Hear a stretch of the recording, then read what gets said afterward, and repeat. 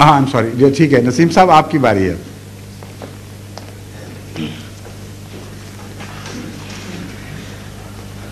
حضور یہ سوال ہمارے ایک معزز مہمان کی طرف سے ہے جو اس وقت یہاں موجود ہیں اور لوٹن سے تشریف لائے ہیں.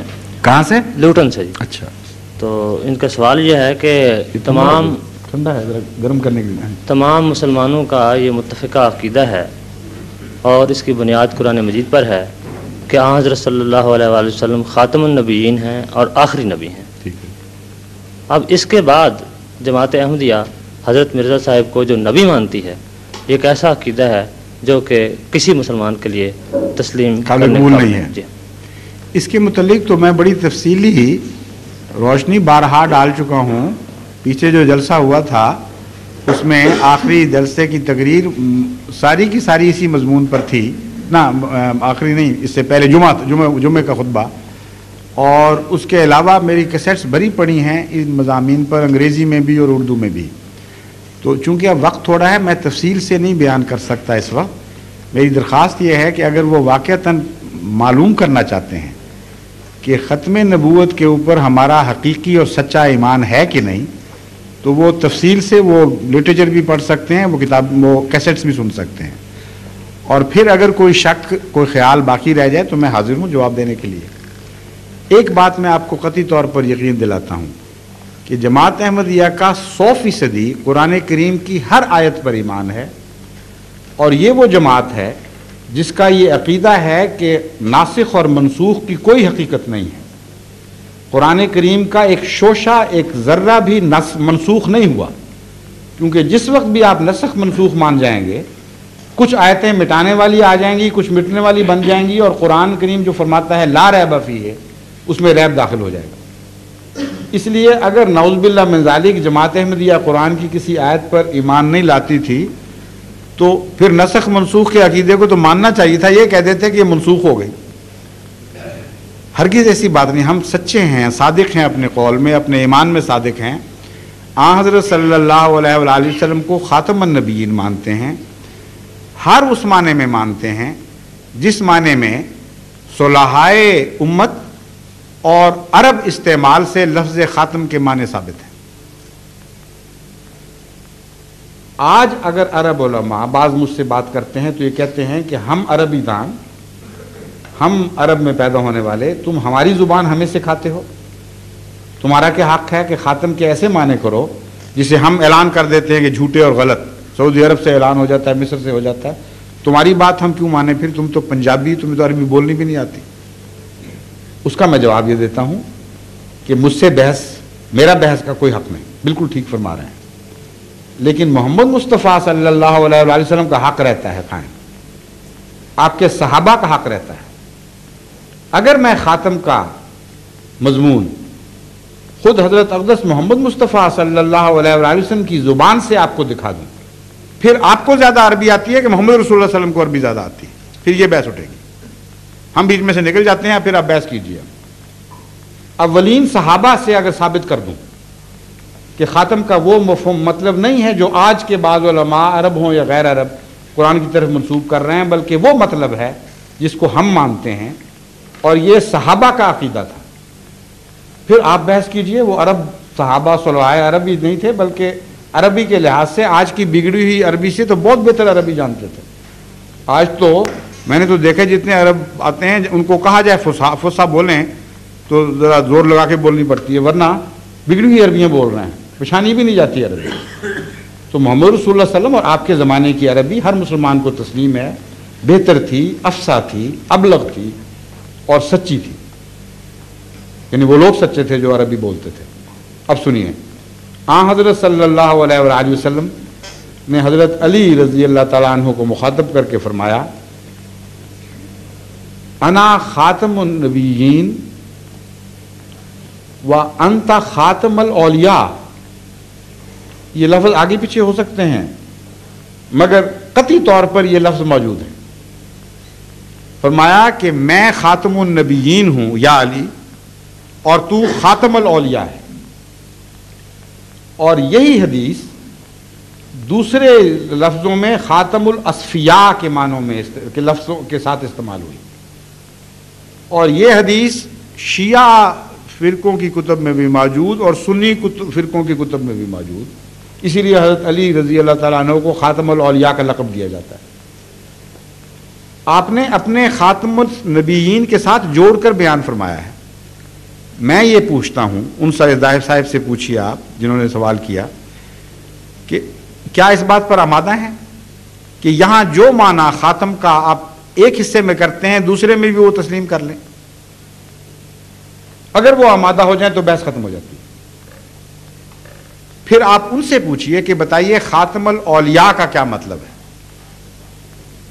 اگر خاتم الاولیاء کا مطلب ہے ایسا ولی آ گیا جس کے بعد قیامت تک امت محمدیہ میں کبھی کوئی ولی نہیں پیدا ہوگا اور ولایت کی صف لپیٹ دی گئی ہے, تو پھر جائز ہے کہ ساتھ ہی یہ ترجمہ کیا جائے کہ ہاں جس طرح میں خاتم النبیین ہوں اور میرے بعد قیامت تک کوئی نبی نہیں آ سکتا اور نبوت کی صف گویا کہ لپیٹ دی گئی ہے.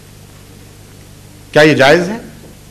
اگر جائز ہے تو ولایت کو ڈھونڈتے رہیں اس امت میں جو ولایت کے لیے پیدا ہوئی تھی, ولی بنانے کے لیے آئی تھی اور اعلان کرتی ہے کہ اولیاء اللہ کی جماعت ہے, الا ان اولیاء اللہ لا خوف علیہم ولا هم یحزنون. رسول اللہ صلی اللہ علیہ وسلم نعوذ باللہ یہ اعلان کر رہے تھے کہ ہمیشہ کے لیے ولایت ختم ہوگی. پھر آگے سنیے, حضرت عائشہ صدیقہ رضی اللہ تعالی عنہا نے ایک کہنے والے کو یہ حدیث پڑھتے ہوئے سنا, یہ حدیث سناتے ہوئے بازار میں اعلان کرتے ہوئے سنا کہ انا لا نبی آبادی. رسول اکرم صلی اللہ علیہ وسلم نے فرمایا ہے کہ میرے بعد کسی قسم کا کوئی نبی نہیں. یہ حدیث آپ نے کسی کو پڑھتے ہوئے سنا, آپ نے اسے بلایا, فرمایا قولوا انہ خاتم الانبیاء ولا تقولوا لا نبی بعدہ. یہ تو کہو کہ حضرت محمد مصطفیٰ صلی اللہ علیہ وآلہ وسلم خاتم الانبیاء ہیں, مگر یہ نہ کہو کہ آپ کے بعد کوئی نبی نہیں. اب حیرت کی بات ہے کہ اولین دور میں وہ معزز ترین خاتون جن سے امت محمدیہ کے علماء کہتے ہیں کہ ہم نے آدھا دین سیکھا, جو رسول اللہ صلی اللہ علیہ وسلم کے ہاں پرورش پائیں, آپ کی تربیت کے نیچے بڑھی آگے اور آپ سے دین سیکھ کر دوسروں کو سکھانے والی تھی, انہوں نے کیا محسوس کیا خطرہ؟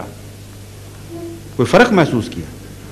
آگے چلیے, اسی دور کے عرب کلام کے محاورے کو دیکھیے, آپ حیران ہو جائیں گے یہ دیکھ کر کہ عرب تو خاتم کا لفظ بے دھڑک استعمال کرتے ہیں اور کسی اور معنی میں کرتے ہیں, زمانی لحاظ سے آخری میں نہیں کرتے.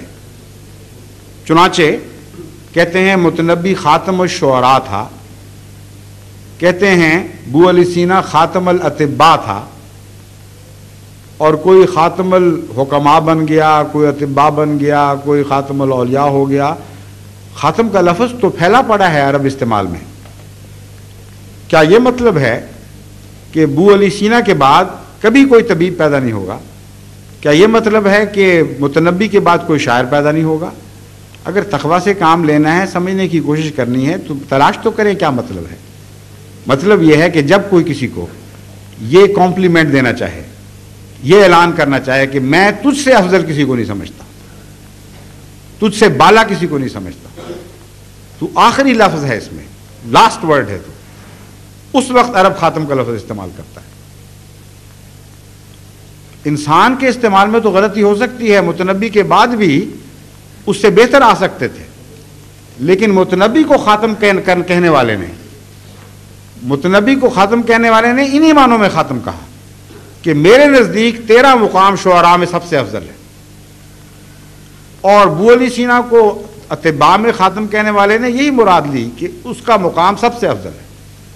انسان جیسا کہ میں نے بیان کیا, نہ عالم الغیب, نہ اس کو ذاتی طور پر دل میں ڈوبنے کی طاقت, اس کو کیا پتا کہ کیسا ہے, مگر اللہ جب گواہی دیتا ہے, اور اللہ نے ایک بار گواہی دی ہے خاتم کی. سارے مذاہب کی کتابیں اٹھا لیں, آج تک خدا نے کسی نبی کے متعلق لفظ خاتم استعمال نہیں کیا سوائے ہمارے آقا و مولا حضرت اقدس مولانا حضرت محمد مصطفیٰ صلی اللہ علیہ وسلم کے متعلق. فرمایا وہ خاتم النبیین, ما काना मुहम्मदुन अबा अहदिम मिन रिजालिकुम वलाकिन रसूल अल्लाह व खातमुन नबिय्यीन। बस खुदा ने फरमाया जो आलिमुल गैब है, जिसने नबूवत भेजी कि कायनात में जहां जहां भी जितने भी नबी आए हैं सबसे अफजल सबसे आला हजरत अक़दस मोहम्मद मुस्तफ़ा सल्लल्लाहु अलैहि वसल्लम। फिर अरबों को इस बात पर भी गौर करना चाहिए कि खातमुन नबीयीन फरमाया है, खातमुन नबूवत तो नहीं फरमाया। खातमुन नबीयीन, खातमुश शुअरा, ये इस्म की तरफ मुदाफ हो रहा है और इस्म मस्दर की तरफ मुदाफ नहीं हो रहा। क्या मतलब है? मतलब ये है कि जितने भी इस ग्रोह के वजूद हैं उन ग्रोहों में खातम है। अब खातम है क्या, इसको जब आप समझें तो मामला और भी खुल जाएगा। खातम अंगूठी को नहीं सिर्फ कहते, बल्कि ऐसी अंगूठी को कहते हैं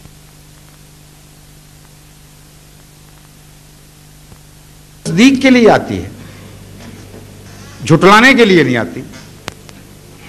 तो फरमाया ऐसा रसूल आया जिसने सब नबियों की तस्दीक फरमा दी। चुनांचे दूसरा माना यह बना कि खातम का मतलब मुसद्दिक आ गया नबियों का। और यह बात जो है ये हैरत अंगेज इस्लाम की सच्चाई का ऐलान है। अजीब बात है, जो मुसलमान इन मारिफ को नहीं समझते वो इससे फायदा ही नहीं उठाते। कुरान ये ऐलान फरमा रहा था कि आज तक दुनिया में कोई ऐसा नबी नहीं आया जिसने तमाम दुनिया के नबियों की तस्दीक की हो।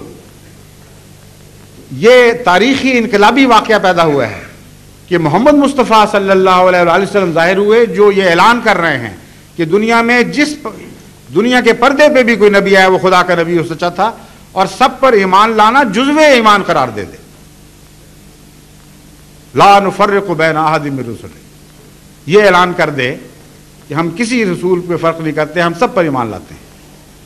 अब अगर कोई शख्स दुनिया में इस चैलेंज को कबूल करने वाला है, मुझे दिखाए लाकर किताब कोई। सारी दुनिया के इलाही सहीफ़ों में कुरान करीम के सिवा किसी ने अपने रसूल को ना खातम कहा और ना किसी दुनिया के रसूल ने किसी भी मज़हब में तमाम दुनिया के रसूलों की तायीद की और उन पर ईमान लाना ज़रूरी करार दिया। ये वो अज़ीमुश्शान वाक़या है जो ख़ातमियत के ज़रिए इनकलाबी वाक़या रूनुमा होया, इसकी तरफ तवज्जो ही हटा दी है आखिरी कह के। ज़माने के लिहाज से आखिरी में फजीलत क्या है? ये तो इत्तफाकी हादसा होता है। अगर आखिरी हैं तो किन मानों में? अरब अगर आखिरी का माना इस्तेमाल करते भी हैं तो शान के मानों में, और शान के मानों में आखिरी तब हो सकते हैं जब आपके दीन आखिरी हो, आपका मर्तबा आखिरी हो, आपका कलाम इन मानों में आखिरी हो कि कोई शख्स उसको तब्दील ना कर सके, कोई उसकी मुखालफत ना कर सके, और क़यामत तक एक गैर मुबद्दल कलाम आपको दिया जाए और आपका खुद कलाम ऐसा हो कि कुरान करीम की रूह से उसका मानना जरूरी हो क़यामत तक के लिए। वमन युतिइल्लाह व रसूला, ये शर्त लगा दी जाए। यह है खातम का माना। ऐसा आखिरी रसूल आया जिसके ऊपर जो किताब नाजिल की गई वो आखिरी थी, जिसका अपना कलाम आखिरी बन गया, जिस पर अतात बस है, उसके सिवा किसी की अतात फर्ज नहीं रही किसी और नबी की। उसकी अतात करो और उस जो उसकी अतात करने वाला है उसके साथ चलो, वो तुम्हारे लिए काफ़ी है। ये कुरान करीम ने तशरीह कर दी ख़त्म नबूवत की। अब इस आयत को आगे चल के देखिए कि फिर क्या कहाँ तक पहुँचाती है ये नबूवत।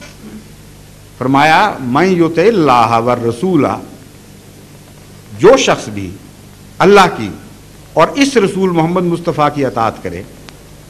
ये ऐसा ऐलान है जो बाज़ मुसलमान उलमा सोचते नहीं कि बड़ा रूहानी इनकलाब का ये है, साथ रूहानी इनकलाब और साथ का ऐलान है। एक तरफ फरमाया सब नबियों पर ईमान लाओ, दूसरी तरफ फरमाया हम तुम्हें सब दूसरे नबियों की गुलामी से आज़ाद करते हैं। ईमान लाओ लेकिन गुलामी के लिए नहीं, गुलामी सिर्फ इस रसूल की काफ़ी है। जो कुछ तुम गैरों से फैज़ पा सकते थे या पाया है वो सब कुछ तुम्हें उससे बढ़कर यहां मिल जाएगा। यह ऐलान हुआ है खातमियत में। असल इसकी तशरीह कुरान से सुनिए। फरमाता है मन युतिइल्लाह व रसूला, जो शख्स अल्लाह और इस रसूल मोहम्मद मुस्तफ़ा की अतात करेगा, फ़उलाइका मअल्लज़ीना अनअम अल्लाहु अलैहिम, یہ حسر کا صیغہ ہے. اب صرف یہی لوگ ہوں گے جو انعام پانے والے گروہ کے ساتھ ہوں گے. اس کے سوا انعام پانے والے گروہ کے ساتھ اور کوئی نہیں ہوگا. جب ہم یہ آیت پیش کرتے ہیں تو ہمارے مخالف علماء کہتے ہیں دیکھا نا ماں کا لفظ خدا نے بولا ہے، ساتھ ہوں گے. گویا کہ انعام پانے والے تو نہیں ہوں گے، پانے والوں کے ساتھ ہوں گے. ہم کہتے ہیں خدا کا خوف کرو. اتنا بڑا عظیم الشان اعلان کہ سب نبیوں سے افضل ایسا آیا جس نے باقیوں کی غلامی سے آزاد کر دیا. اس سے پہلے نبیوں کے ماننے والے تو انعام پانے والوں میں سے ہوتے تھے اور یہ ساتھ ہوں گے. اس سے بڑا ظلم اور کیا ہو سکتا ہے؟ مگر ہم کہتے ہیں آگے تو چلو کیا لکھا ہے، آگے ماں نہیں دہرایا. ساتھ ہوں گے کا مطلب من بیانیہ کے ذریعے ظاہر فرمایا من النبیین والصدیقین والشہداء والصالحین وحسن اولئک رفیقا. ساتھ ہوں گے کا کیا مطلب ہے؟ نبیوں میں سے ہوں گے، صدیقوں میں سے ہوں گے، شہداء میں سے ہوں گے اور صالحین میں سے ہوں گے. اور یہی لوگ ہیں جو بہترین رفیق ہیں. ہمارے مخالف علماء پھر بچنے کی کوشش کرتے ہیں، کہتے ہیں نہیں، بہترین رفیق پرانے تھے. اتنا ظلم ہے قرآن کریم پر اور رسول اللہ صلی اللہ علیہ وسلم کی امت پر کہ اندھیر ہے کہ ایمان لا کر اور سب سے افضل مان کر یہاں رفیق سے مراد پرانے رفیق کیوں لے رہے ہیں؟ کیا نعوذ باللہ امت محمدیہ کے لیے یہ فخر کی بات ہے کہ انہیں غیروں کی رفاقت نصیب ہو، یا یہ ان کے لیے فخر کی بات ہے کہ ان کو محمد رسول اللہ اور آپ کے ساتھیوں کی رفاقت نصیب ہو؟ یہ معنی قرآن سے ثابت ہیں کہ یہاں رفیق سے مراد، بہترین رفیق سے مراد غلامان محمد مصطفیٰ صلی اللہ علیہ وسلم ہیں جو ان کے ذریعے انعام پانے والے ہیں. چنانچہ فرماتا ہے کنتم خیر امۃ اخرجت للناس تامرون الناس بالمعروف وتنہون عن المنکر. تم بہترین امت ہو. اس سے پہلے کبھی بہترین امت آئی نہیں. تو بہترین امت بہترین رفیق ہوگی یا ادنا امتیں بہترین رفیق ہوں گی؟ پھر ہم ان کو توجہ دلاتے ہیں کہ آپ تقویٰ سے فیصلہ کریں تو کوئی مشکل ہی نہیں حل رہتی. ماں کا لفظ ایک آپ کے لیے الجھن کا موجب بنا ہوا ہے. باقی عربی لغات کو چھوڑ دیجئے، قرآن سے میں ماں کا لفظ دکھاتا ہوں. اب بتائیے کہ کیا مطلب ہے اس کا؟ من ہے یا ساتھ ہے؟ مال غیر مراد ہے یا بیچ میں سے مراد ہے؟ امر واقعہ یہ ہے کہ تعریف کے مقام پر ماں کا لفظ من کے معنی دیتا ہے، اور جب ہم جنس ہوں اور تعریف کا موقع ہو تو لازماً من کے معنی دیتا ہے، ورنہ غیر کے معنی دیتا ہے. چنانچہ قرآن کریم فرماتا ہے کونوا مع الصادقین، اے مسلمانوں صادقوں کے ساتھ ہو جاؤ یا صادقوں میں سے ہو جاؤ. کیا معنی ہوگا؟ کونوا مع الصادقین لازماً من کا معنی ہے. پھر دعا سکھاتا ہے ربنا ولا توفنا، ربنا وتوفنا مع الابرار، توفنا مع الابرار. اے خدا ہماری جان قبض کر نیکوں کے ساتھ، یعنی جب نیک مر رہے ہوں تو ہمیں بھی مار دے، یا ایسی حالت میں کہ ہم نیکوں میں شمار ہو رہے ہوں. تو قرآن کا محاورہ تو اتنا کھولتا چلا جاتا ہے اس مضمون کو کہ کسی متقی کے لیے کوئی گنجائش رہتی ہی نہیں باقی. یہاں مدح کے مقام پر ما استعمال ہو رہا ہے، ایسے واقعہ کی جزا کے طور پر استعمال ہو رہا ہے جو اس سے پہلے رسول اللہ صلی اللہ علیہ وسلم کی بعثت سے پہلے کبھی رونما نہیں ہوا تھا. یعنی ایسا رسول آ گیا جس نے دوسرے رسولوں کی اطاعت سے آزاد کر دیا. اس لیے نہیں کہ انعام کم کیے، قرآن فرماتا ہے اس لیے کہ سارے انعام اکٹھے کر دیے، اپنے در سے وہ انعام جاری کیے جو دوسروں کے دروں سے ڈھونڈنے پڑتے تھے. ان کو خوشخبری دے رہے فاولئک مع الذین، دیٹ از، اس کا مطلب یہ ہے اولئک من النبیین. شک کو دور کرنے کے لیے ساتھ فرما دیا من النبیین والصدیقین والشہداء والصالحین. تو خاتم کی تشریح اب قرآن سے کیجئے، خاتم کی تشریح حضرت محمد مصطفیٰ صلی اللہ علیہ وآلہ وسلم کے ارشاد سے کیجئے، خاتم کی تشریح عربوں کے استعمال سے اور صحابہ کے استعمال سے کیجئے. مضمون کھلتا چلا جاتا ہے. یہ خاتم کا معنی بہترین، سب سے اعلیٰ، سب سے زیادہ فیض رساں. فیض کو بند کرنے والا نہیں بلکہ فیض کو جاری کرنے والا ہے. دوسروں کا خاتم ہے، اپنا خاتم نہیں. یہ غور نہیں کرتے لوگ.